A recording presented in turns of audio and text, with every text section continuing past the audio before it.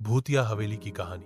गांव के बाहर एक पुरानी हवेली थी जो चारों ओर से ऊंचे नीम और पीपल के पेड़ों से घिरी हुई थी। लोग कहते थे कि उस हवेली में कई साल पहले एक जमींदार अपनी पत्नी के साथ रहता था। एक रात रहस्यमयी ढंग से उसकी पत्नी की मौत हो गई और तभी से हवेली को लोग भूतिया हवेली कहने लगे।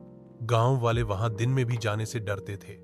शाम ढलते ही हवेली के अंदर से औरत की चीखें और पायल की झंकार सुनाई देती थी। कई बार चरवाहों ने देखा था कि सफेद साड़ी में एक औरत हवेली की छत पर घूमती है और अचानक गायब हो जाती है। एक बार गांव के कुछ नौजवानों ने हिम्मत करके सच जानने की ठानी। वे दीपक और माचिस लेकर आधी रात को हवेली के अंदर पहुंचे। हवेली की दीवारों पर मोटी मोटी बेलें लटक रही थीं।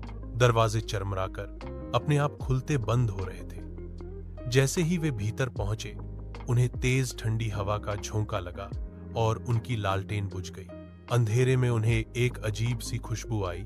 फिर अचानक कानों में किसी औरत की धीमी धीमी सिसकियां गूंजने लगी। सभी दोस्त सहम गए, लेकिन जिद के चलते आगे बढ़ते रहे।